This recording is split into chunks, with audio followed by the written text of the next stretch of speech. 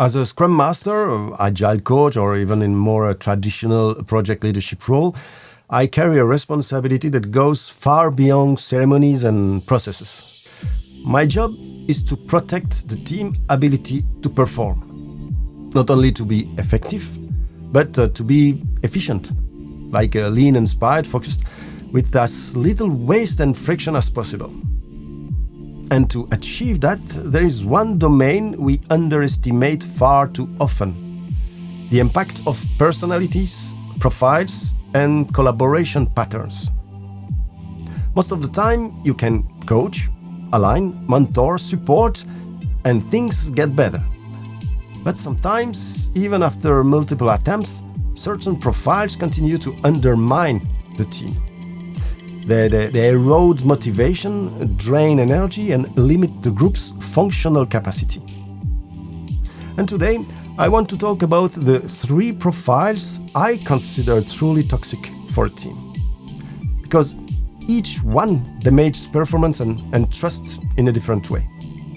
But before that, little announcement. If you want to go deeper into systemic motivation, real organizational levers, not psychology guesswork, join the Systemic Motivation at Work certification. We explore the exact conditions that create engagement and avoid toxic behaviors. The link is in the description. The first one is what I call the Obfuscator, a strange blend between a smooth talker and a smokescreen generator. They respond to simple questions with long, tortuous, all-like complex explanations, full of rhetorical detours and irrelevant details. By the time they finish, you've forgotten what you asked. And it works incredibly well in corporate environments, because nobody wants to look stupid by asking, sorry, what does that mean? And nobody wants to seem aggressive by demanding a clear answer. So, this person makes their work appear more complex, more mysterious, more, don't touch this, I got it. Once a year, it's harmless, maybe even just insecurity. But when it becomes recurring, they create a fog around their work, discourage collaboration, and block transparency. So, how to handle it? First, start with a real conversation. Is it a confidence issue or a competence issue? Provide clear mentoring or coaching. Set up a short supervision cycle with defined deliverable. And if nothing changes, protect the team. It's perfectly healthy and sometimes kind to guide someone toward a role that fits their strengths better. This second profile is different. It's not intentional. And in many cases, it's actually the company's fault. This is the person who has been through the slow collapse of their motivation. What psychology calls learned helplessness. It's not burnout. Burnout comes from overload, lack of means, unreasonable pressure. Learned helplessness comes from something else.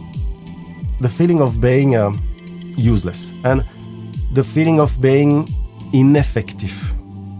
2 of the core emotional drivers of motivation. This person wants an idea, they try to improve their work, they propose solutions, they defended them fiercely, and management ignored them, or postponed everything, or simply let their ideas die in silence. After months or years of this, they give up. They stop proposing. They stop fighting. They stop expecting anything. Yeah, but their disengagements becomes contagious to the rest of the team. So, how to handle it?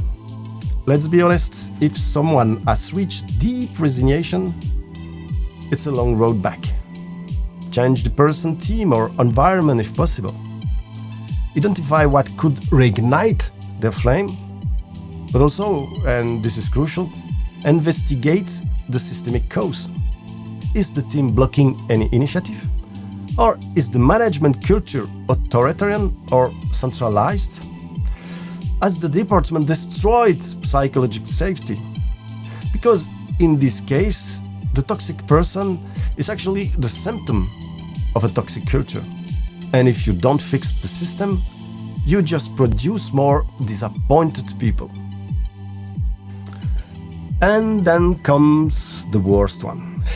The profile that's toxic not just for the team, but for the entire company. The toxic knowledge keeper. Or in more common terms, knowledge hoarding. I call this one the little dictator, honestly. This is the person who strategically accumulates critical knowledge, never documents anything, never shares anything, and slowly become indispensable. I worked with one who literally got me fired. I was the third Scrum Master to be kicked out. Even managers requested transfer just to avoid working with him. and in another mission, I saw an employee turn freelancer and dictate his rates to his former employers. So, how to handle it? This is not a coaching problem. This is a systemic risk. So, never let knowledge belong to a single person. Implement structural redundancy. I use the analogy of a red 5. Distribution, parity, no single point of failure. Ask questions directly to backups to ensure information flows. Set up mandatory knowledge sharing session every 2 weeks. And promote a culture where knowledge equals collective power, not individual dominance. If you let one person hold all the keys, you're not just risking the team, you're risking the entire organization.